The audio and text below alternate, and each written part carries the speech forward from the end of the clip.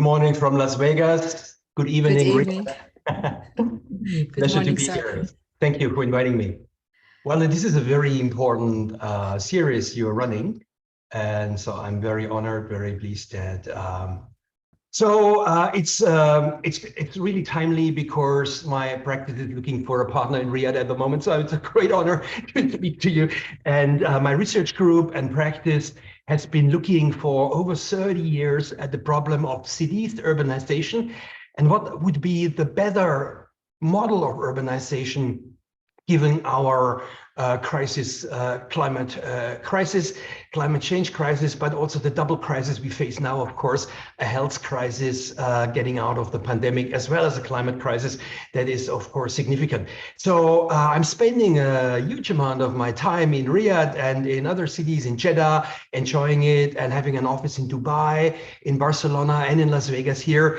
And it's really, I want to say upfront, it's really those projects that you are doing right now in the Kingdom of Saudi Arabia and in the Middle East, the projects that are happening now that are moving us forward. They are pushing the discussion forward, even controversial projects like the line at Neom that we will talk about a little bit more later, I hope. But the talk today is really about how can cities learn more from each other, and what is now essential, what requires our focus as new knowledge platforms are emerging. So I'm going to give an introduction. What are the urban challenges? You will be very well aware. I do this very quickly, fly through some slides, and then talk about the challenge of the next generation city, and also public space, the public space network, as probably the most critical topic at the moment in the 21st century for us, and the water, energy, food nexus. If we have time, I can introduce the Crunch Nexus project, a large research project that I've been initiating and leading over the last 5 years, and then maybe close with a couple of thoughts, and then of course always be available for your comments and questions.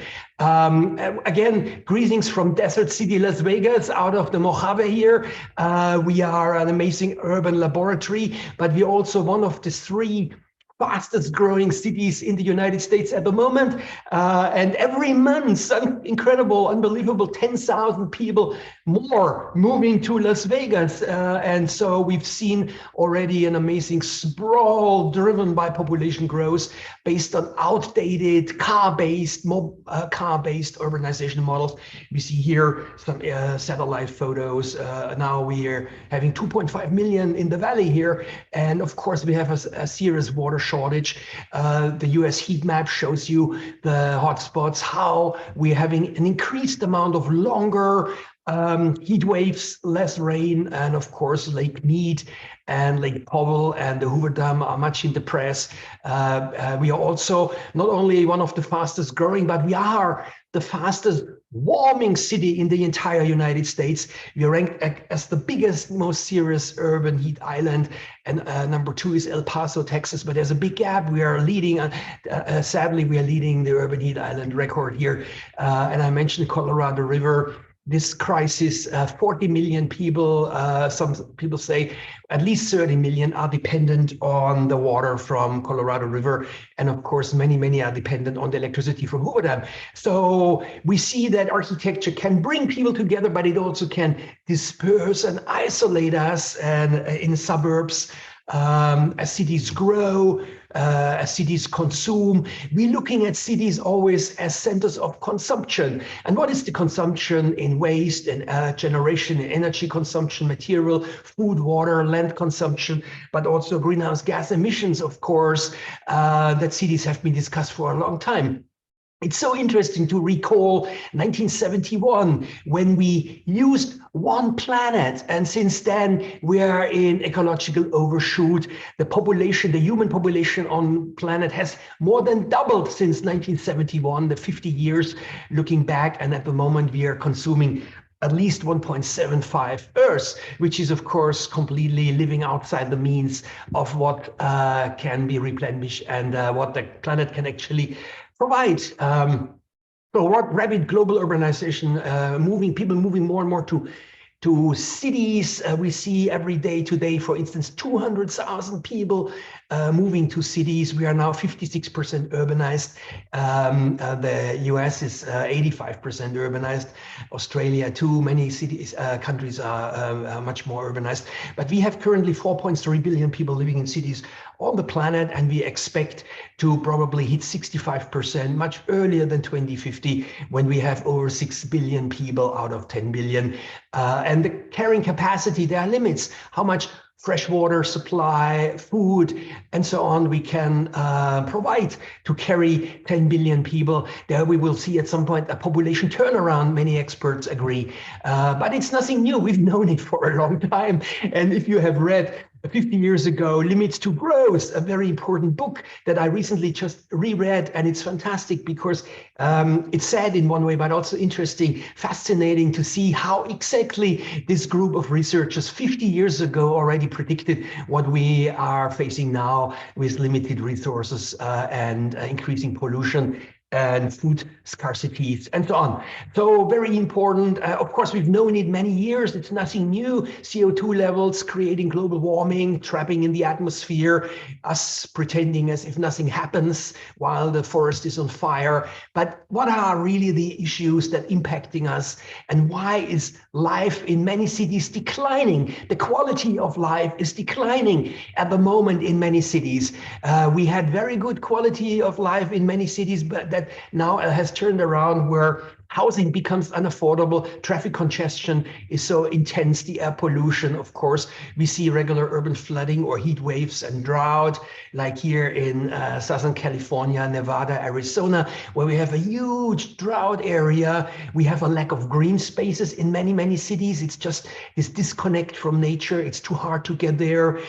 We have an incredible loss of biodiversity as we speak, rising crime rates, social issues, and so on. So here in the US, based on the car-dependent model that we have followed since the 1920s here, is we see a 35% of all greenhouse gas emissions actually emitted from transport, from private cars, from those SUVs that seem to get bigger and bigger and more heavy all the time. And so that's very serious. And there are, of course, a lot of disadvantages I would like to mention to you that come with low urban density, the US model creating sprawl, it creates freeways, it enables suburbanization, shopping malls, those ideas that emerged, of course, in the 40s and 50s here, and then we replicate it all over the world. And what are the many disadvantages? It reduces the economic viability of mass transportation. In this image here, you cannot even run a bus because you do not have the population density to run public transport. It also eats up into precious green belt and greenfield, which impacts on forestry, agriculture, recreational land. It discourages non-motorized mobility like walking and cycling, and scooters now very popular, of course. It reduces the efficiency of all our infrastructure that is already there. That's why I always propagate, I'm always an advocate of building in areas that are already built up, where we have already the sewage system and the electricity supply and so on. This is the first thing we should do, densifying and transforming the existing city rather than engaging in that excessive luxury thought of inventing new cities from scratch. However, we are always fascinated by the possibilities and opportunities to build new cities from scratch. So that's, of course, one of our weaknesses as humankind. It also, sprawl increases the use of material resources for roads and utilities, and socially it isolates people, increases depression, obesity, and so on. Many researchers have provided very good evidence on that. But we now see a change, okay? We see everybody working hard on reducing this evil car dependency, transforming the existing city. We see here a wonderful example in Belgium over the years, over 120 years, the pre-automobile urbanism, true public space, civic, available for the public. But then we, of course, conquered in the 1930s and 40s by the automobile, the 20th century automobile urbanism, which we're trying now to do away with the post-automobile urbanism. We see the same square again being given back to the people. Wonderful. So a lot of different city concepts emerging from resource efficient city, renewable city, circular city, resilient city. You will be aware of many of those new terms that I have contributed to, some of them too, invented. And so they all, of course, mean one thing. We want to have a more resource efficient city and urbanization for the future. They're all about the ecological, sustainable city of the future. Vegas is interesting as a desert city, sharing many of the problems that you do in Riyadh, in Dubai, and other places around the world, Phoenix, El Paso, I mentioned Alice Springs, Palm Springs, and so on. So we see also how, at the moment, an amazing journey. Riyadh city is transforming, and not just Riyadh, of course, also Medina, Jeddah, and all the other second and third tier cities. Very exciting to visit and participate in those giga projects that you are working on. But what do we share? Hot, arid climates have unique sustainability challenges. We share those. Of course, we have extreme heat. We have extreme solar gain. We have water scarcity. I always look at the passive design principles of the traditional architecture, like we find in Shimbam, but also the latest active technological solutions. How do we bring those together? One does not exclude the other. Also, I'm very big fan, no secret here, of passive design principles, just low tech and just have as much technology as really necessary, and then carefully add active technology like rooftop solar, that has become so affordable now. High performance glazing, very important. If you want to have large glass in the desert, you're going to have to make sure you use the best glass you can get. I'm not a fan of sealed envelopes. That's been a big fashion with passive house, of course, but energy efficient cooling systems, solar cooling, the more the sun shines, the system cools. There's a great technology coming, an opportunity. But what is so critical for us in hot, arid cities is shading, shading, shading. And of course, natural cross ventilation, courtyards. We also now look at adaptive reuse, taking much more advantage of buildings that already exist. One case I make in my recent book, Urban Regeneration, which is about how to transform the existing city and how to densify an adaptive reuse as a wonderful vehicle. The reuse of the city, the renewable city, where we look at making better use of everything that is already there, because it's just a low-hanging fruit that we can harness easily. We pluck the low-hanging fruit, that largest immediate gains that we get out of that, to be more resourceful and more durable. The way we build, we do not demolish, we keep and retrofit. We save material, we reduce material waste in construction, very important, less goes to landfill, but also critically, we maintain the existing fabric for its embodied energy, very important. We increase the longevity. Just think one thought, at the moment we're building buildings all over the world, in Riyadh and in Vegas and in Los Angeles, that last 20, 30 years, and then they probably fall apart. Just engage in this thought. If we would build buildings that last 50, 60, 80, 100 years, again, 100 years, like we used to do, and like you see here in a series of images at the bottom, that enable this combination of new and old. The durability of buildings moved to, let's say, 80 years is a critical gain in sustainability. How wonderful would that be? And of course, we look at a lot of urban infill. We do different studies at the moment for different cities, how we can densify in a way to be a good neighbor, to not overshadow your neighbor, to not draw in too much traffic, to work to do it around transport hubs where we have already public transport corridors and hubs and nodes. This is the place where we can be brave and allow higher densities, of course, and standard urban infill, but also we can come up with very innovative new ideas, new models of transformation, of densification of urban infill. So adaptive reuse instead of demolition, do away with this wasteful linear economy, looking more at materials and build a coalition of the willing, as I call it, for a circular economy, the principles of circular economy. You will be well aware. Here are a couple of important books: Cradle to Cradle, Wealth from Waste to Wealth, very important study done in Sydney, regenerative cities, and so on. But what do the architects do? We are culprits. We order materials all over the world. We do not source them from close by, which would be much smarter to reduce, to keep the embodied carbon low. So we look at a crazy supply chain sometimes. Let me give you an example here. The architect specifies the stone that comes from Brazil. The stone gets cut and shipped to China because there is the cheapest to manufacture, to polish it and then ship it to, let's say, Berlin or Frankfurt. By the time the stone panel hangs on that building in Frankfurt or Berlin, it's gone around the world. It's, of course, completely irresponsible, non-sustainable supply chain. But we also see a big problem building in concrete. Lots of concrete in Riyadh at the moment pouring. So cement emissions have grown faster than any other carbon sources. So we seriously have to look at alternatives there. CO2 emissions from concrete have doubled in the last 20 years. And you will be aware that 1 cubic meter of concrete emits at least 1 ton of CO2 in its manufacturing, sourcing, and so on. So that's totally irresponsible. We're gonna have to seriously look at that. And what are the alternatives? And we're gonna talk a little bit about building in wood, in timber. So our agenda has never been as clear as that. I say, you know, we've got the Paris Agreement, the Agenda 21, the Sustainable Development Goals, and so on. We need to have a combination of behavior change and regulatory measures, policy. We need policy, we need a carrot and a stick, both. We need to make clear government buildings have to lead, they have to be demonstrators to be the most sustainable projects that are possible, and we have to cut red tape for renewable energy projects, make walking, greening, mixed use, energy efficiency much easier, and also support an energy future driven by clean technology. What are the 4 main challenges?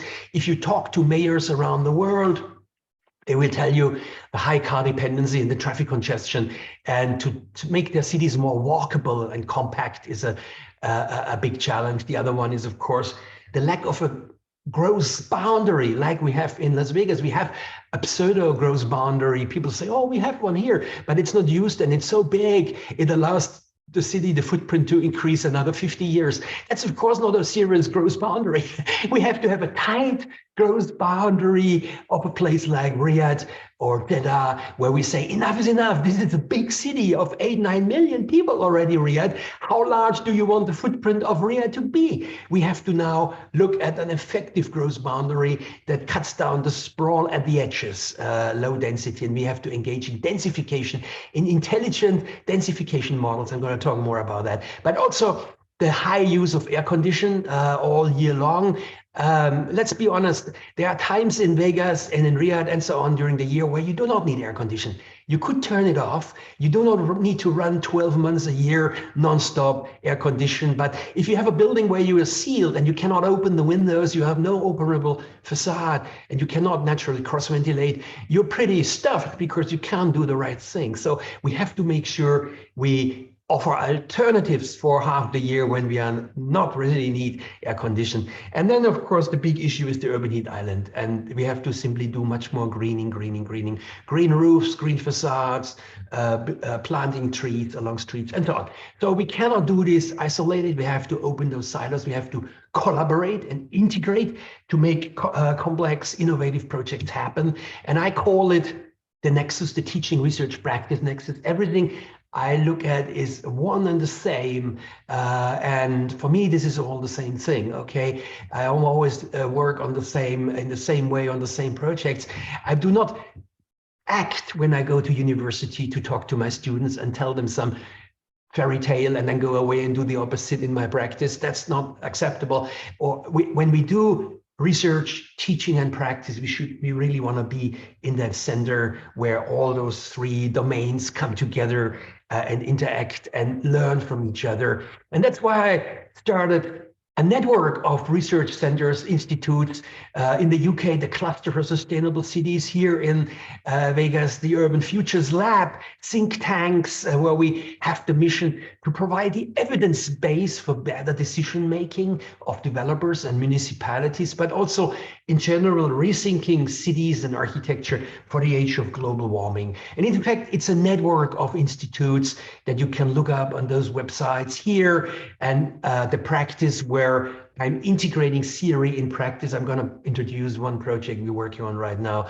Steffen and Igor. Igor is a very old friend of mine, and we got together and formed this new practice. We're both professors, but we're also practicing architects. And we're very interested now, after looking at those problems for 30 years and publishing many books and papers and looking at the theory, now to integrate and actually bring it into practice. That's our mission. And we've done a lot of books. I mentioned I published 23 books on sustainable cities. Many have been translated. I coined many topics like density without high rise. A very important book, Low Carbon Cities. But the other one, The Principles of Green Urbanism, used around the world in urban design courses. What's interesting for me is how the profession, our profession, changes. What is the urban designer and the architect today? This is, of course, a very old image from 1893. Today, I always say the architect is a critical agent of positive change. It's like a public intellectual, and it just becomes stronger and stronger, this notion. And as in the spirit of Richard Buckey Fuller, who always nicked everybody and said, you're going to have to ask the right questions. This was Richard Buckminster Fuller thing. He went around and to everybody and said, are you asking the right questions? Are you asking the right questions? We cannot waste time. So how should we train young people to be optimistic and able to participate in solving the climate crisis and contribute to this complexity is a big topic in my life these days. Of course, asking the right questions, not tell students what to think, but how to think, give them a toolbox of critical thinking in an uncertain future where we do not know what's going to happen tomorrow. I mean, look what happened with the war in Ukraine, still ongoing, changing so much of the parameters in the world and how it impacts development around the world. Of course, we have the wonderful sustainable development goals, especially goal 11. We look at them in different ways as a basis for the new urban agenda, but we really have to think of new urban models and how we deal with the serious real issues, the rapid loss of biodiversity. I'm a big fan of regreening and rewilding cities, bring nature back, work on the disconnect we have engaged in. We are completely disconnected from nature. You know, we're looking at computer screens all day long. We spend time in meetings. We use technology. It has removed us from the notion of place and nature. But what are those new urban models that would help us? The city of short distances, the principles of green urbanism, the zero waste city, density without high rise, just to mention a few, the polycentric city. So I keep saying we have to preserve the green space. And if we love nature, don't live in it. The idea that magazines show there is the isolated luxury house somewhere in the forest or whatever, this is actually not a sustainable solution, of course. But where does it come from? It comes from a belief system that has a disregard for nature, where humans are supposedly superior to exploit nature. And we have to, of course, look at that and say, look, how can we reverse the idea of René Descartes from the 17th century? We are, of course, part of the same ecosystem. We are not separate. You know, humanity is not dominating. And how to achieve that? By making cities more compact, mixed use, walkable, and regreening. That's the big topic for us. What are the best models? We look at European models. We look at the 19th century energy efficient model. It creates the right population density. It allows actually to share circulation and the roof and so on, walls. It does not create unnecessary traffic. It doesn't waste valuable land and energy. You know, it has a lot of positive things. Courtyards for ventilation, 5 to 6 story cities. Here's an image, of course, of Munich, as you recognized, but you could show Barcelona, you could show many cities here, Berlin, and so on, Athens, all the European perimeter block is certainly the best model after studying this problem for 30 years. And what could be a section? A section could look like this: high quality public space, reasonable density, cars underground or somewhere tucked away, the public space given over for public transport, regreening, collecting rainwater, but also walking, shading. We have retail, we have shops, we have offices, we have workspaces. And on top of it, we have mixed use living, cross-ventilated, very well daylit apartments. That's a very successful basic model, of course, but still many people don't get that one right, you know, so we have to look at that. And of course, MVRTV has done a wonderful proposal on just covering the whole of Paris. So looking at polycentric structures instead of monocentric, as a city grows more than 1 million, and we see this in many cities now, they're at a point where they have to transform into a polycentric cities, like Sydney in Australia, now looking at 3 central business districts and interconnecting them with public transport, rather than just one CBD where everybody tries to get in the morning, works there, and then at 6 p.m. tries to get out home again to their suburbs. That's not a successful model. We've done a lot of low to no carbon master plans, and we see now recent visions of eco-cities popping up everywhere. Unfortunately, I must say, you know, some are built into reefs, atolls in the Maldives, destroying, of course, what is there, or creating artificial islands, and so on. Many of those you will know. Unfortunately, there's one building in a new city in Mexico, one not far from here in Reno. So these are many of those proposals are on greenfield, on reefs. They are kind of greenwashing projects, of course, I must say. But it's interesting to see what happens now with the line at Neom. This is one of the projects that really moves our discussion forward. Of course, it's radical. It's for many people not acceptable, of course, as a solution. I say, guys, this is just a provocative, utopian, controversial idea at that point, okay, to generate debate. Why debate about the future of living in the desert, okay? A 500-meter high-rise linear structure, 170 kilometer long for 9 million residents, 200 meter narrow. In its current design, early design stage, I agree, it's far too compact, monumental, and out of scale. It will go through a reality check, I'm sure. No doubt, over the next months or year, this project will evolve, and the final version will be very different. For instance, at the moment, of course, it has a massive, huge embodied energy. And the carbon impact would destroy any environmental benefits that you would have. It has a non-porosity of the outer walls, boom, and it's sandwiched between those 2 giant mirrored walls, which block the paths of migrating birds and so on. It's far too high. It's enormous height of 500 meters, unjustifiable. There's no need.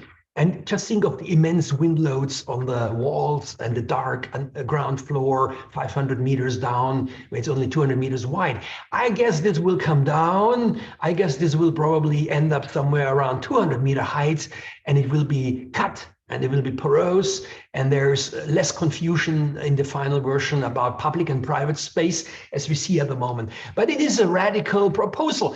These kind of proposals, utopian proposals, like we saw by Super Studio in the 70s and so on, these utopian megastructures, Russian constructivists done it in the 20s, they always move the needle forward. They help us in our discussions. So we look at now much more at nature-based solutions in our work, and how to activate the water, energy, food nexus, and those nature-based solutions. We have great examples there. There's, for instance, a wonderful new project with a linear park in Mexico City, which uses nature-based solutions that collects rainwater and uses biofiltration swales and generates renewable energy. In Singapore, they've done a great job by renaturalizing this concrete canal that was there before, you see after, which actually saved them money. And it provides flood prevention, improved water quality, and even generating financial savings. I mean, sometimes those nature-based solution projects are actually making financially economic so much sense that it is a no-brainer to do them. We see in Medellin, big planting trees to mitigate the effect of urban heat island, keeping the city cool. We see in Kunli in China, very interesting, constructed stormwater wetland park in the middle, and the city can evolve around in higher densities. And wherever you are in the city of Kunli, you're never more than 5 minutes walking away from getting into an amazing central park, a constructed wetland with 34 hectares right in the center of the city, surrounded by dense development, like a green sponge in the center. A very interesting project.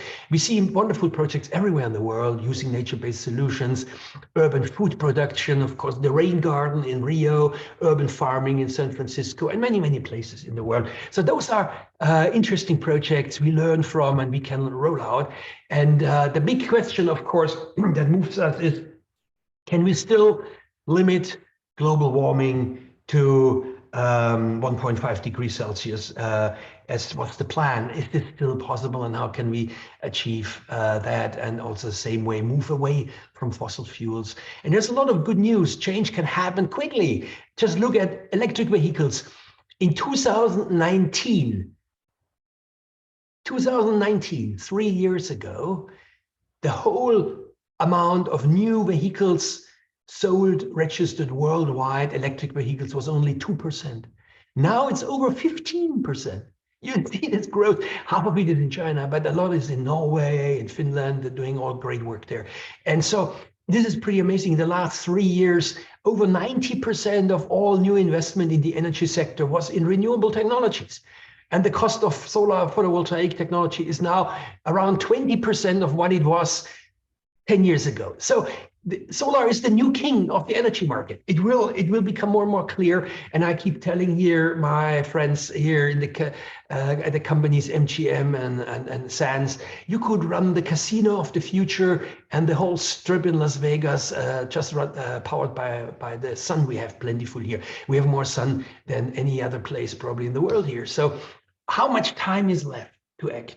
You know, architecture is undergoing a profound shift, but we need to move faster. We need to accelerate the action. Very, very important. We are not moving quick enough, and we don't quite know where those tipping points exactly are. Let me just run you through a new project I'm doing. Steffen and Igor, SI, we've been bringing 30 years of practice now together, and we're looking at new strategic alliance in Riyadh. You can see our build work at siarchitecture.com, but most important is we just want to do quality. We want to do few projects where we can really move the needle forward and do really truly sustainable projects. We are just doing at the moment a sustainable lifestyle village in Costa Rica, Solar Alvarez Hilltop, regenerative tourism. Luckily, they engaged us. We completely changed the scheme. We leave 80% of the site untouched. It's a beautiful Pacific Ocean site. It's a hill. Costa Rica, as you know, probably is very popular with Americans to go, but also it has 5% of the world's biodiversity, this tiny country. And we're trying to do a wellness hub here with private pools. That's the first construction phase, where we say 80% of the site remains untouched. We do everything run by solar. We reduce the dependency on air condition, which is a challenge, of course, for a tropical climate. This is the first project now starting construction, where we're using timber. But also we have an interesting timber wall that represents the valley, the topography, and the facade. And there's an entry, you come down a ramp, and you have this amazing view over the ocean with big sliding doors. Everything will be run by solar there. And we're looking at timber construction there instead of concrete, reducing carbon-intensive concrete, using mass modular timber, reduce construction waste significantly. We have very high ambitions there, and we absorb and store CO2 in the construction material, CLT, lightweight, easy handling, very flexible, and of course a lot of carbon stored in timber, as you know. Many of you will be experts in that. I know very well the many key benefits of building in timber and prefabricated modular construction, not only time saving, but the lightweight construction is the future that stores CO2 and creates a healthy climate and so on. Many sustainability advantages. We're working on an apartment building here in downtown Las Vegas in the Arts District, where we're looking also at construction innovation, hybrid, using concrete where it makes sense, but much less just on the basement and ground floor, and from there up using timber. And timber, mass timber is one of the framing systems that are very common now. More and more projects in the US. At the moment, there are almost 2,000 projects coming in the pipeline using mass timber, mostly as hybrid construction. Not just pure timber, but some steel or some concrete in combination with glulam or cross-laminated. And of course, the timber coming always from a certified source. You see here, for instance, in those examples here in the US, you see, not by us, by other architects, you see the tower is in concrete, the ground floor is in concrete, and on top of that is CLT. Storing a lot of, and there, actually the building code is changing everywhere in the world. California has just changed its building code in July. It allows now up to 18 stories in mass timber. Very interesting. We see the same has happened in the UK, in Europe before. Many countries are following, and where we see what's called performance-based design. These buildings are usually sprinkled, but they're entirely in timber from first floor up. So let's talk about public space. The big topic for us. The city and its public space network is so relevant. Who owns it and who is it for? You know, and this is, I believe, very important for the urbanization in Riyadh. We have like 15 minutes left, and then we have a discussion. Of course, public space has always been evolving. It looked very different before TV and the internet, and with the pandemic, we've become aware of the need for green spaces and public space and super green cities that we are aiming to have in the future with a renewed commitment. We see the old, of course, the old idea of public space, like here in Paris, described by many in literature and poetry, is still working. It's beautiful. It makes Paris and London, of course, such livable, walkable cities. That's what you get when you hand over the public space network to the traffic engineer. You get a lot of black asphalt, urban heat island, and no trees, and you get a different type of public space. You don't want that. You want to have public space that belongs to all, but also importantly, that is for all ages, very important for young people, kids, and for the old people. And we have to respect more how old people want to meet. And not everybody is 25 years old and athletic. We have to think much more about public space for all ages. And also the traditional informal use of public space that we always had, like in Indian cities, very important, and also in the Middle East, where women got together and sit on the floor, for instance, and exchange important information. Now, completely impossible with the air pollution and the traffic congestion. Reclaiming public space all over the world, informal activities. And we see great examples how cities have changed their public space, making walking and cycling more safe and pleasant. This is the same street in Amsterdam where people thought it couldn't happen. And you see the left completely overparked with cars and traffic jam. And on the right, doing away with car parking space in the city center and making pedestrian pavements wider and wider, sidewalks for walking. And now there's more street planting coming that we can't see in this photo, but the tram, light rail is already there. And this is a much more enjoyable public space. Regreening happens everywhere. Photomontage here, proposal for Champs-Élysées in Paris, which is engaging in this project at the moment, but also upgrading of public space before and after. I always love those before and after images of the same space, car dominated above and down after, much more walkable, the same street. And it makes sense, it makes perfect sense because of the urban heat island. And this is a big issue for cities in the Middle East, of course. You see here on those two photos, the same city, the same time, two different streets, okay? One is much cooler, as you can see in degrees Celsius, which has different materials in the street, but also trees and different coloring and so on. And at the top, you see the impact of the urban heat island. So we're looking at in our research a lot on the what kind of materials create the urban heat island effect, which is a problem for the inner city that is becoming like a baking oven as compared to the edge of the city. And reducing the urban heat island, we can do a lot with the albedo effect, keeping cities cool. The simple solution, of course, is using white reflective materials for all facades and roofs. Very important. Not use dark black or brown roof tiles. And it's just has incredible energy saving if you have a white roof. We see now some governments changing the building code here. Also, the worst, of course, is black asphalt on a car park. This research done there, and what is better, like the white materials is the solution, but also looking at traditional natural cross ventilation. The wonderful things we used to have, sometimes the old ideas are better, and we forgot about the shutter. Something very simple you find in France and Italy. It's easy to open,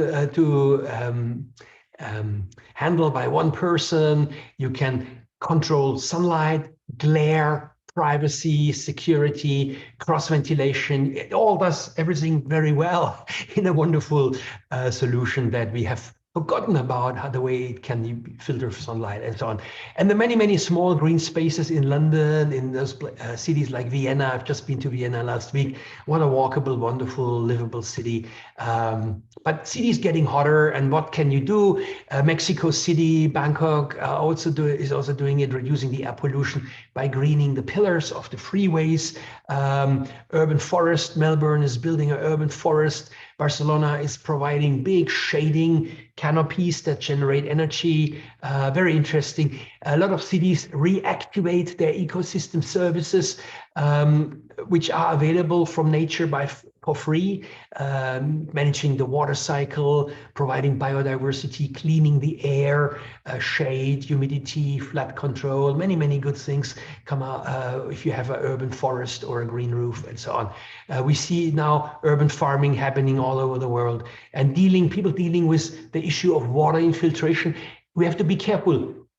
As we move to higher densities, we have to understand the interplay between higher densities, densification, and the threat of increased urban heat island, but also less water infiltration if we do not use permeable surfaces.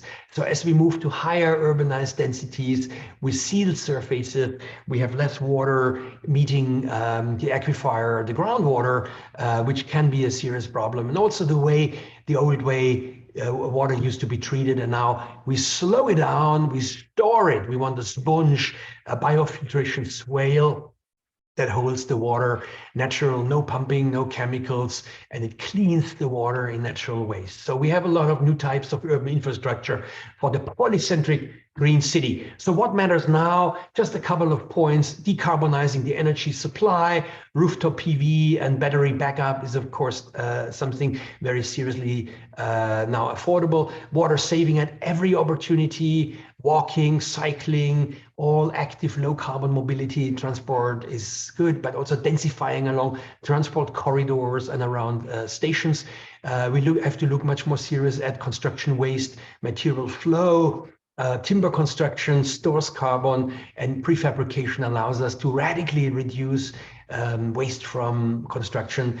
At the moment, we have in our waste streams over 35% of our waste comes from construction demolition, which is completely unacceptable.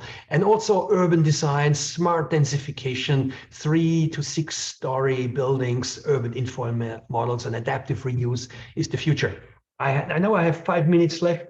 I just want to quickly introduce you to a research project we've just completing. It's called Crunch, Climate Resilient Urban Nexus Choices. I've been working 5 years on, and there is a website. We have a lot of partners. It's got 20 partners. It's got 10 funding bodies, which makes things very complicated. Getting money from it's a $2 million project, funding bodies from 6 countries. We had the kickoff meeting in 2017. The participating cities included Southend-on-Sea in the UK, Glasgow, Eindhoven, Gdansk in Poland, Uppsala in Sweden, Miami and Taipei.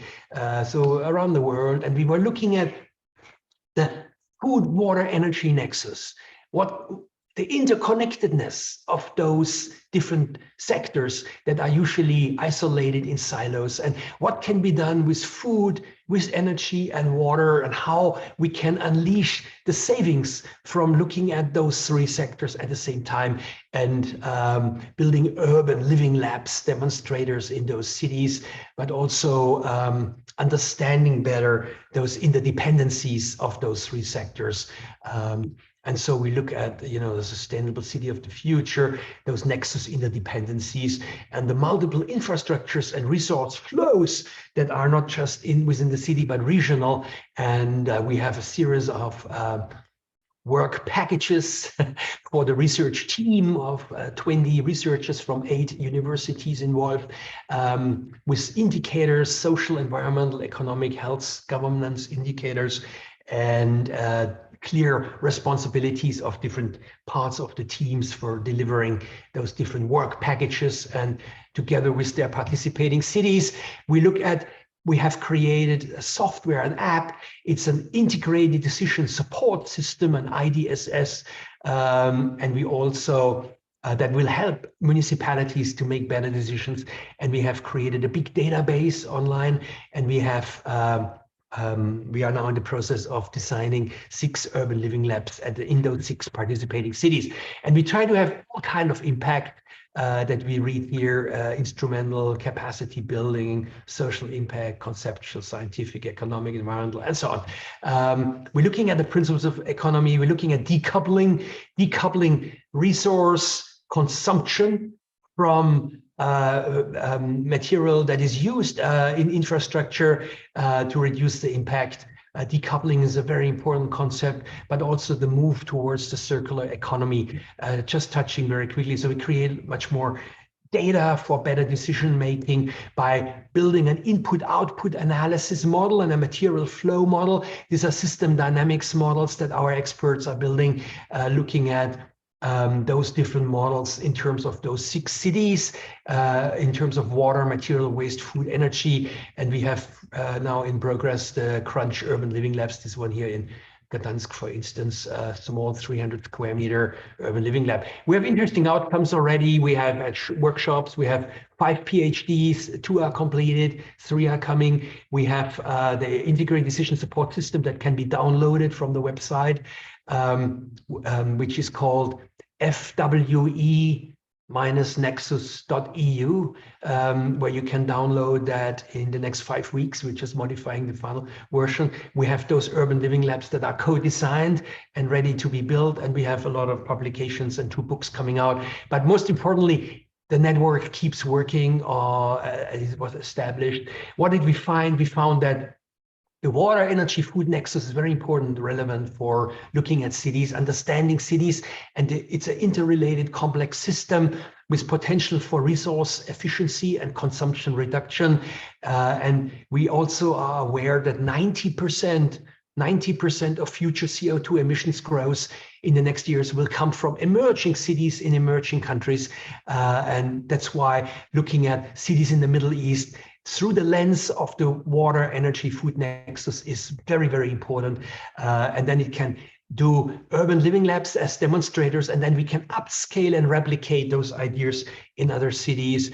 And the key role of infrastructure, understand the key role of infrastructure, but also examine cities from a resource flow perspective using this system dynamic models. And we always have to look at incremental step-by-step projects, initiatives over time that improve. And we're now looking at research themes that are going far beyond that: regreening cities, new types of public space based on the nexus, but also reduce embodied carbon in construction towards zero waste, the circular city, and growing compact, understanding better the interplay between urban density and the urban heat island that we want to avoid. We want higher densities, but less urban heat island. So this is just giving you a little bit idea what we are working on.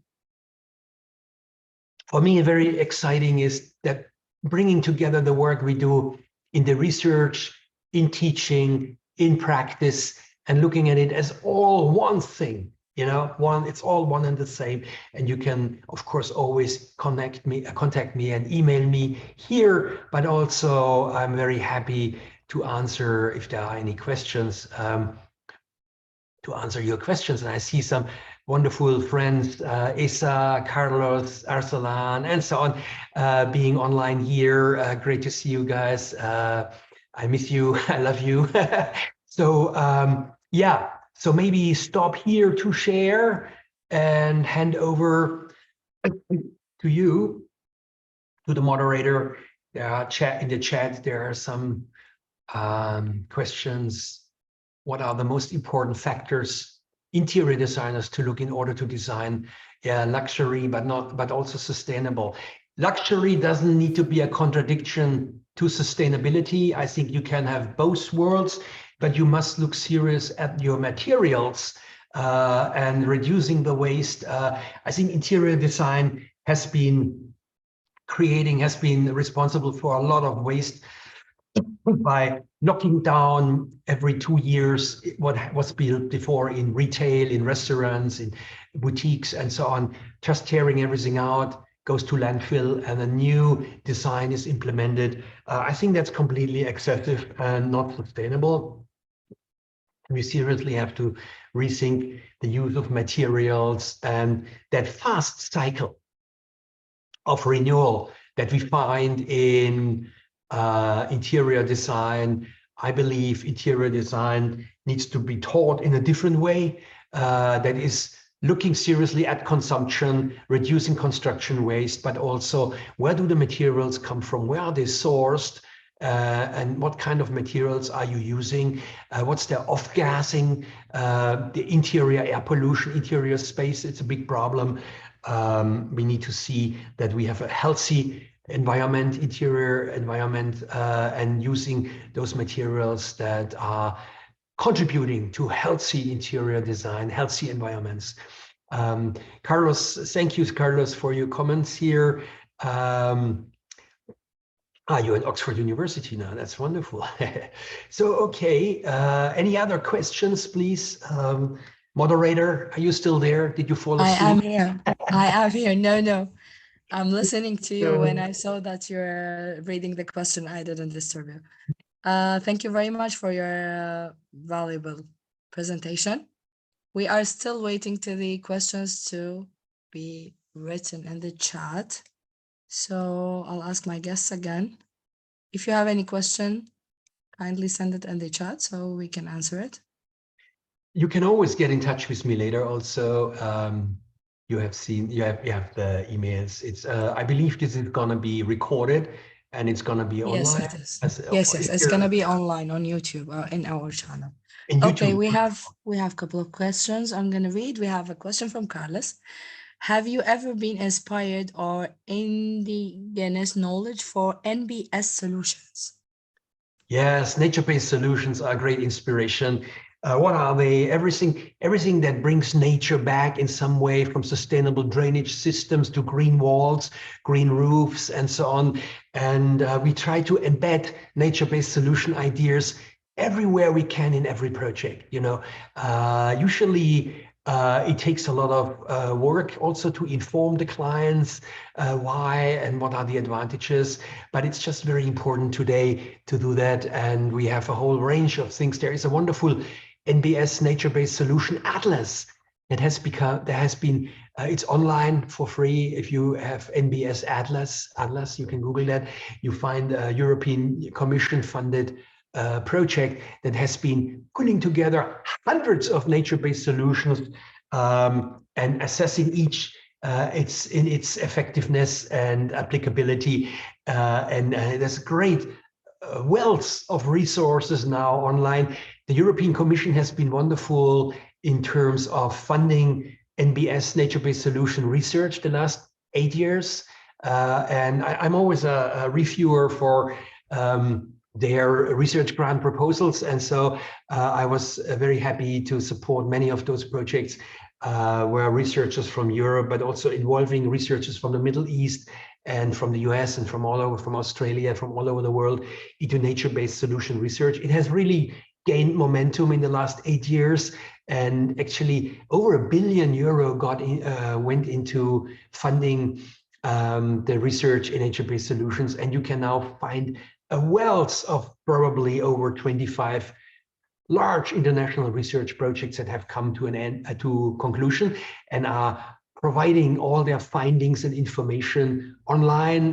They all have different titles, different websites, if you Google them, but I particularly enjoy the nature-based solution atlas. That is such a wonderful idea and resource given away for free online as a resource. Yeah, I hope that helps for you all to give you some appetite and interest in nature-based solutions for your project. It would be great to see much more use of nature-based solutions in the fast, rapid urbanization in the Middle East that we are facing at the moment. Yeah. Well, are there any other questions? Yes, we have a question, Professor, from Shireen. She's saying, we have a very interesting experience in India. Where India planners as Charles Orea, why do European planners jump ignoring the huge aerial data of such cases? Yeah. Look, I've been many times in India. I love it. It's such a fascinating culture and so much to learn from India. India, of course, has specific challenges. I mean, just the population is so big, and the challenges, of providing sanitation and fresh water and very, very basic needs is immense challenges. And I found working in India has another layer of complexities, of red tape, of governance, slow governance, and so on. And it's very important to co-design those projects in India and to involve the locals and not fly in from the outside like an alien and just develop some project that was sold out in London or in Los Angeles and drop it into Mumbai.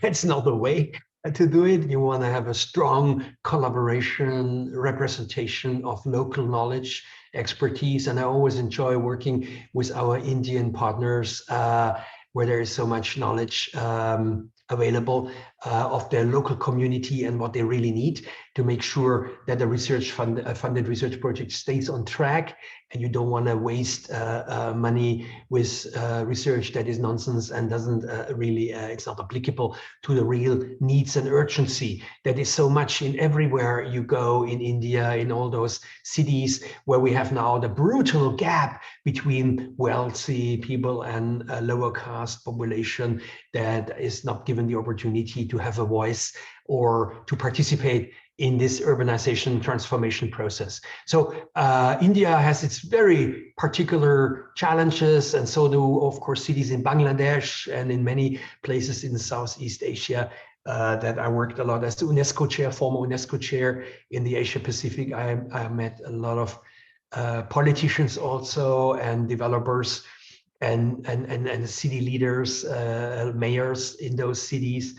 And I think India is widely overlooked. It deserves much more attention, and it needs much more funding to make sure the many good ideas researchers have there can be implemented as demonstration projects. Nothing is better than an urban living lab demonstrator that we can go and visit and learn from the data we can analyze and then replicate and upscale those good ideas, be it biomass, be it renewable energy, be it active mobility, be it affordable housing, or whatever it is, water sanitation, many challenges, and having demonstrators that do several things is of course wonderful. We always say every project must do at least 3 things. We cannot have exclusive, just, you know, a project that does one thing like generating renewable energy. That's important, but you want the project to do more than just generate renewable energy. You want then this energy to be used for something and so on. So three things is always our minimum that we try to provide, 3 solutions in one project. So the project doesn't fall over is one solution doesn't work. And it's very important to work at all those different fronts and bring the expertise together in the what we call the water energy food nexus. Yeah, wonderful concept to understand the interdependencies of those different sectors and bring solutions that are more holistic and not just do one thing for a while and then fall over, or be outdated technology, but having also social impact, of course, social benefits, not just environmental, economic, but social, all 3. It's like a 3-legged stool. You want to have economic, environmental, and social cultural benefits for every project we design and we provide. Yeah. Professor, yes, I'm here. I'm listening. Maybe I'm if there is enjoying. one more question, I'm happy to take one more. One, if not, okay. It's okay. One more question, and I'm gonna finish the talk. Soha's asking, what is the impact of emergent technologies on ecosystem? Sorry, the impact of? The emergent technologies on ecosystem? Yeah, emerging technologies can be many things. Emerging new technologies, that could be IT, it could be in the renewable energy sector, it could be in water management, it could be, you know, emerging technologies. I mean, technology constantly advances and provides new progress with new solutions, but they need to be affordable. They're very important. We need to make sure those are not exclusive only for a small number of people, a small segment.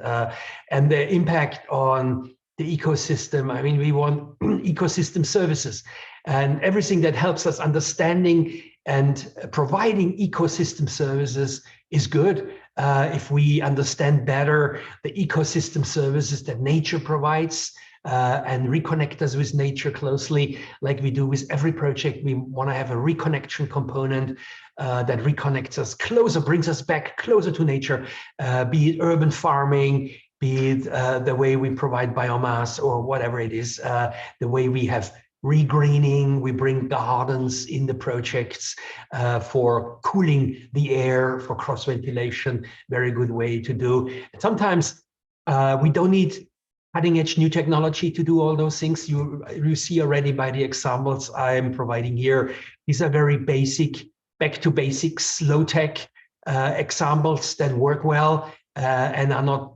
consuming more energy than they provide. We do not want to build a machine that is so complicated that nobody can operate it. We want low tech, easy solutions that provide good livable cities and sustainability without building a machine, a complicated machine. So we have to be careful to select the right amount of technology. In the 60s, 70s, a lot of people believed in the technology fix. Technology will sort it out. Technology will resolve it. We learned the hard way, of course, during the oil crisis and later in the 80s, that technology will not provide everything automatically. We need to understand the many, many aspects here and to select the right amount of technology for every project that makes sense. Otherwise, you can spend a huge amount of money, of course, on getting the latest cutting edge Internet of Things or whatever, sensors, technology, but it needs to make sense every time. And there need to be checks and balances in place that keep us from building complicated technological machines. Very important. I learned over the years working in the Middle East or in Southeast Asia or Latin America, very important is not to get crazy with technology, but provide the right amount of technology that is necessary, that active pack technology. Most of it is solar rooftop technology that I love, you know, bringing in solar with backing up, and emerging technology is very important, but we need to consider it critically and carefully every time, because we don't want to have unnecessary overcomplications of our projects. Yeah, that would be my suggestion. Thank you very much, Professor Steffen. You have such a great positive energy. Thank you for all the valuable information, and looking forward to collaborate with you again and have you as a guest again. Thank you very much. It's been wonderful to be able, and I compliment ArchiNet. You've got an amazing YouTube channel. For everybody, if you haven't visited it, it's amazing. There are like 300 talks by all kind of people. So very well done. And I wish you all a wonderful weekend. Stay well and healthy. Bye-bye. Thank you. Thank you. Bye-bye.